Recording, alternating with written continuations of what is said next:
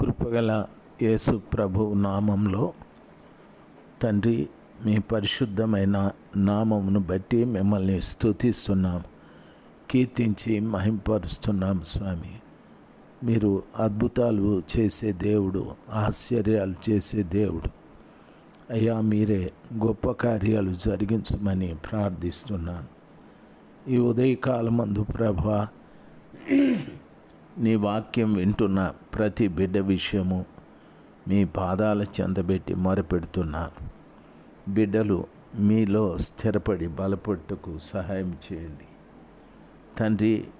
వారి ప్రత్యేకతని వారు కాపాడుకుంటూ అనేక మీ వద్దకు నడిపించు ఒక బలమైన సాధనాలనిగా తయారు చేయండి. ఈ దినములు ప్రభువా ఎంతో గడుసువి స్వామి. తండ్రి, క్రైస్తవ్యానికి వ్యతిరేకంగా ఎందరో లేచారు. దయచేసి వారందరితో మీరు మాట్లాడండి తండ్రి. ప్రతి బిడ్డ కూడా శత్రువైన సాతాను కార్యాలను జయించి మీ కొరకు నిలబడుటకు ప్రతి వారిని బలపరచమని ప్రార్థిస్తున్నాను. మీరే మహిమ పొందుకొనమని యేసు ప్రభు నామంలో ప్రార్థిస్తున్నాను తండ్రి, ఆమేన్. నేను ఆ శబ్దం ఫిబ్రవరి మాసం 7వ తారీఖు 2026 శనివారం. నెహెమ్యా గ్రంథం 3వ అధ్యాయం 4వ వచనం. వారిని ఆనుకొని హక్కోసునకు పుట్టిన ఊరియా కుమారుడైన మేరేమెతును, వారిని ఆనుకొని మేషే జబేయేలునకు పుట్టిన జకరియా కుమారుడైన మెషుల్లామును, వారిని ఆనుకొని బయనా కుమారుడైన సాదోకును, వారిని ఆనుకొని తెకోవీయుడును బాగు చేసిరి. అయితే జనులు, అధికారులు తమ ప్రభువు పని చేయ నొప్పుకొనక పోయిరి. ప్రియులారా, ఒకరిని ఒకరు ఆనుకొని ప్రభు యొక్క పని చేస్తూ ఉంటే జనుల, అధికారులు తమ ప్రభు పని చేయ ఒప్పుకొనకపోయిరి అని వాక్యము సెలవిస్తుంది. దేవుని పని చేయటానికి కొందరు ముందుకొస్తే ఆ పని చేయటానికి కొంతమంది నిరాకరిస్తూ ఉంటారు. బైబిల్లో మనం చూస్తాం, మోషేని, అహరోన్ని వ్యతిరేకించినటువంటి వ్యక్తులను మనం చూస్తాం. ప్రియులారా, అదే రీతిగా ఎంతోమంది దేవుని కార్యాలు చేస్తున్నప్పుడు వ్యతిరేకించే జనం లోకంలో కూడా ఎంతోమంది ఉన్నారు. అటువంటి భయంకరమైనటువంటి మనుషుల మనస్తత్వాలను ఎరిగి ప్రభుతో మనము చక్కటి సంబంధాన్ని కలిగి ఆయన పని చేయటానికి నేర్చుకోవాలి. కొంతమంది అదే పనిగా కంకణం కట్టుకొని ప్రస్తుత దినాలలో మందిరాలను పడగొడుతూ ఉన్నారు. ఎంతోమంది సేవకులను చాలా ఇబ్బంది పెడుతూ ఉన్నారు. సేవకులను చంపేస్తూ ఉన్నారు. ఎంతోమంది. ప్రియులారా, ఇటువంటి భయానకమైనటువంటి కాలంలో ప్రభు పిల్లలుగా మనం చేయవలసిన కార్యం, చేసే ప్రతి పని కూడా జ్ఞానంగా మనం చేయడం చాలా మంచిది. కొన్ని పర్యాయాలు మనమే ఈ ప్రాంతాలలో వ్యతిరేకత ఉంది అని తెలిసి కూడా మనము చాలా మట్టుకు భిన్నంగా ప్రవర్తిస్తూ ఉంటాం. ఆ ప్రాంతాలలో వీధి సువార్తలు చేయకూడదు, అయినా వీధి సువార్తలు చేస్తాం. ఆ ప్రాంతాల్లో కరపత్రాలు పంచకూడదు, అయినా కరపత్రాలు పంచుతాం.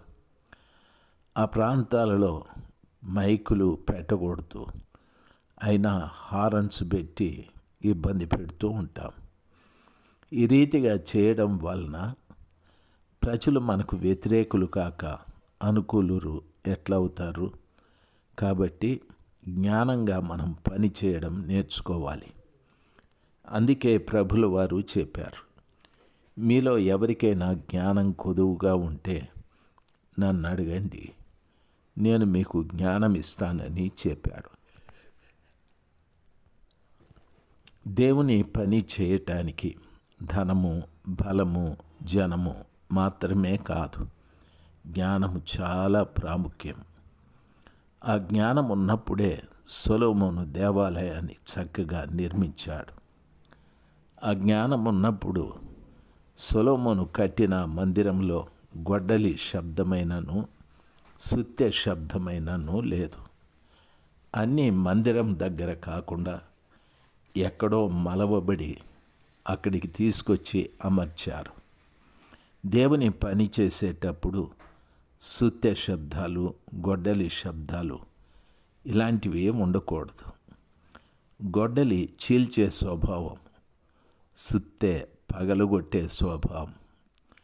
ఈ రోజున ప్రజల మధ్యన సంబంధాలు చీలిపోవడాలు, ప్రజల మధ్యన సంబంధాలు పగిలిపోవడాలు ఇలాంటివి ఉండకూడదు. ఒకే కుటుంబంలో భార్య భర్తలు ఈ భక్తి విషయంలో పగిలిపోతూ ఉన్నారు, చీలిపోతూ ఉన్నారు. దేవుని యొక్క పని విషయంలో ధనం ఎంత అవసరమో, జనం ఎంత అవసరమో, బలం ఎంత అవసరమో, జ్ఞానం వీటన్నిటికంటే ఎక్కువ అవసరం. కాబట్టి లోక సంబంధమైన జ్ఞానము కాక పరలోక సంబంధమైన జ్ఞానము కలిగి దేవుని పని చేయాలి. ఒకరిని ఒకరు ఆనుకోవడం మంచిది, అయితే ఒకరికొకరు జ్ఞానాన్ని కలిగి జీవించడం, పని చేయడం చాలా మంచిది. వాక్యం ఆ రీతిగా సెలవిస్తుంది. పాత గుమ్మమును బాగు చేయువారు ఎవరనగా పాసేయ కుమారుడైన యెహోయాదాయును, బెసోద్య కుమారుడైన మెషుల్లమును దానికి దూలములను ఎత్తి తలుపులు నిలిపి తాళములను గడియలను అమర్చిరి. పాత గుమ్మమును అని చెప్పబడి ఉంది. పాత గుమ్మము అనేటటువంటిది పరిశుద్ధ గ్రంథమైన బైబిల్లో ఈ రీతిగా చెప్పబడ్డది. క్రొత్త ద్రాక్షరసం పాత తిత్తులలో పోయకూడదని, పాత బట్టకు కొత్త బట్ట మాసిక వేయకూడదని. పాతది పాతదే. అయితే గుమ్మము పాత గుమ్మము అని చెప్పారు. యెరూషలేము పట్టణంలోనికి ప్రవేశించటానికి పాత గుమ్మము కాదు, క్రొత్త గుమ్మము ఉండాలి. ఈ రోజున పాతదైన మన స్వభావాలు, పాతదైన మన హృదయము అన్నీ కూడా కొత్తవి అమర్చుకోవాలి.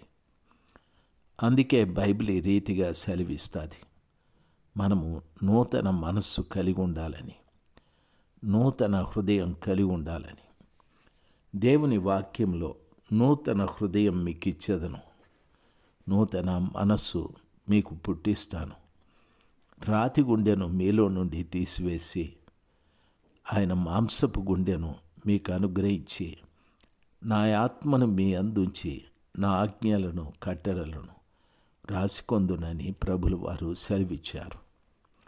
కాబట్టి ఈ రోజున యెరూషలేము పట్టణంలోనికి వెళ్ళే పాత గుమ్మము కాకుండా పరలోకానికి వెళ్ళేటటువంటి మనము కొత్త హృదయము, కొత్త మనస్సు, కొత్త ప్రవర్తన ఇవన్నీ కూడా కలిగి ఉండాలి.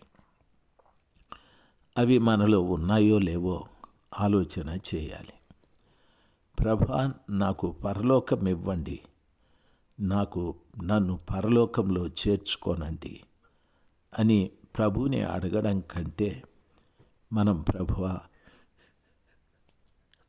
మీ వాక్యము సెలవిచ్చిన రీతిగా నాలో నూతన హృదయమును దయచేయండి, నూతన స్వభావమును దయచేయండి, నాలో పాతవన్నీ కూడా పోవాలి, క్రొత్తదనం రావాలి, ప్రతి విషయంలో కూడా నేను క్రొత్తగా కనిపించాలి ప్రభువా అని ప్రభుల వారి దగ్గర దినదినము మనము నూతనపరచబడిన వ్యక్తులుగా మారాలి. నూతన పరచబడ్డం అంటే పౌలు గారు చెప్పారు, యేసు ప్రభుల వారికి కలిగిన ఈ మనస్సు మీరును కలిగి ఉండుడని. మన మనస్సు, మన మనస్తత్వము వేరు. యేసు ప్రభుల వారి మనస్సు, ప్రభుల వారి మనస్తత్వము వేరు.